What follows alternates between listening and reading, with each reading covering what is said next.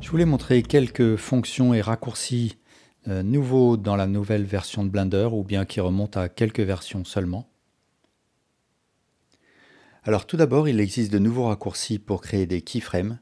Si je presse I, ce que je peux voir ici dans la timeline ou le dubsheet, c'est que ça m'a bien créé une keyframe. Par contre, j'ai pas vu le menu avec toutes les options de keyframe. Pour avoir accès à ce menu, il faut que je presse K. Et à ce moment-là, je peux choisir le type de keyframe que je veux créer. Donc par exemple, je vais avancer un petit peu dans la timeline. Je vais bouger mon cube. Et là, je vais créer avec K une keyframe de location seulement. Tandis que à la frame 1, j'ai créé une keyframe sur de rotation et de scale également. Si jamais je veux que par défaut, le raccourci I ne crée des keyframes que de location par exemple, à ce moment-là, je presse Shift K et je choisis le type de transformation que je souhaite affecter au raccourci I, par exemple location. Et maintenant, si je presse I, ça me crée automatiquement une keyframe, mais seulement de location. Alors pour ce qui est du Shade Smooth, je vais supprimer mon cube et créer un Mesh Monkey. Et j'ai toujours accès avec un clic droit au Shade Smooth, qui va me lisser mon ombré. Mais par contre, dans le panneau Data, j'ai plus accès à l'option normale Auto Smooth qui me permet en fait de régler le lissage en fonction des angles de mes faces. Mais par contre, je peux toujours faire un clic droit Shade Smooth by Angle. Et ici, dans l'opérateur box, je règle l'angle sous lequel a lieu le lissage.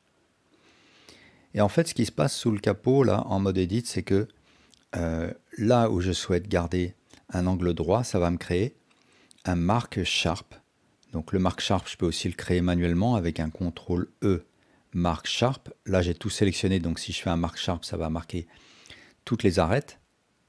Et si je veux le supprimer, je fais un clic droit, Clear Sharp. Et donc faire un Shade Smooth by Angle et varier l'angle ici va me créer ces Mark Sharp.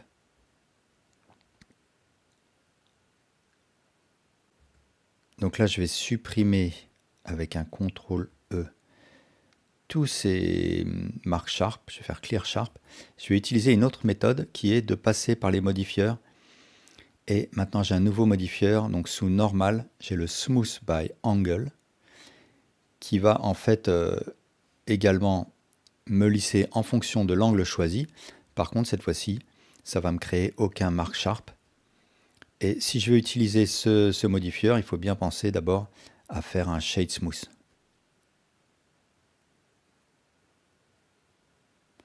Ce modifieur peut tenir compte des marques Sharp que j'ai fait manuellement. Par exemple, je peux sélectionner cet edge, faire un CTRL E, marque Sharp, et si j'augmente ici la valeur d'angle, ça va me garder cet angle marqué en Sharp. Là, j'ai toujours une option Ignore Sharpness si je veux.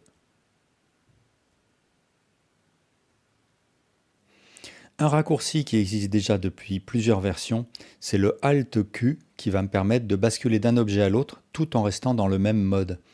Par exemple, supposons que j'ai un mesh UV Sphere.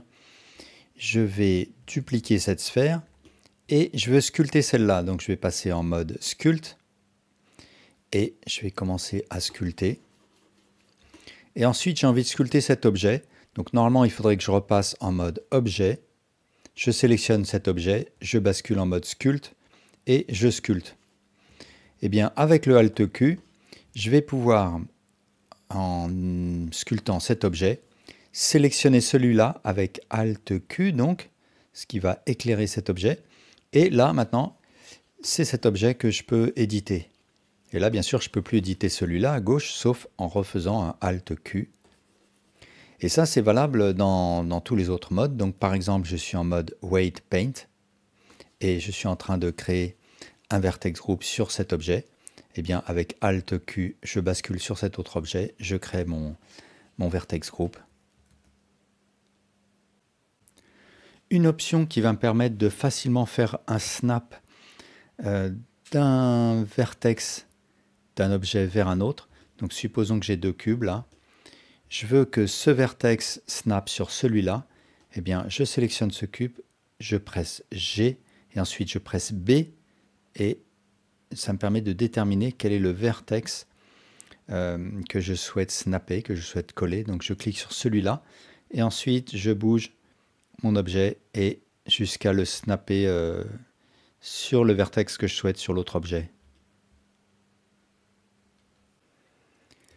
Il existe maintenant un nouveau raccourci pour affiner les B-bones.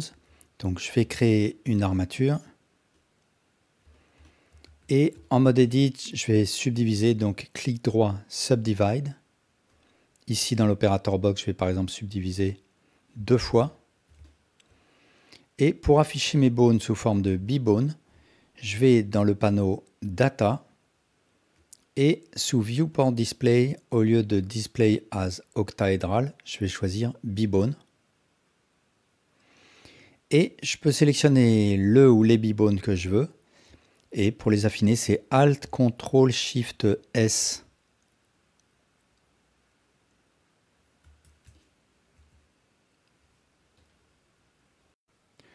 Il existe un nouveau raccourci en mode Texture Paint pour la pipette. Donc je vais ici ouvrir un shader editor. Je clique sur New.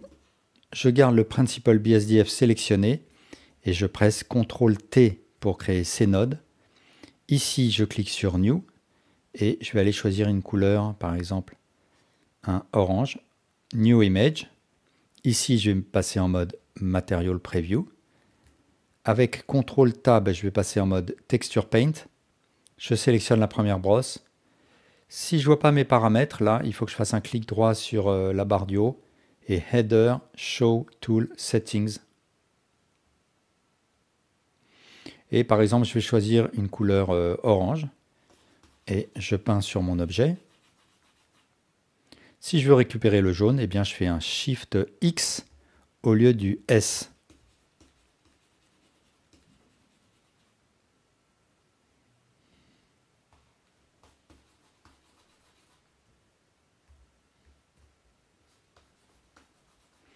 Alors, je rappelle au passage que dans le panneau N, sous Tool, sous Brush Settings, j'ai l'accès à une palette sous Color Palette.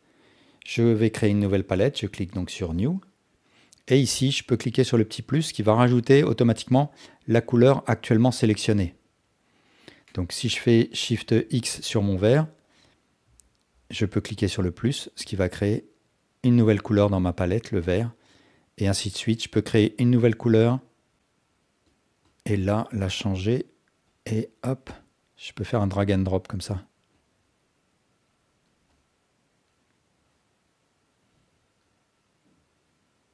Et je peux changer l'ordre de mes couleurs ici avec les flèches.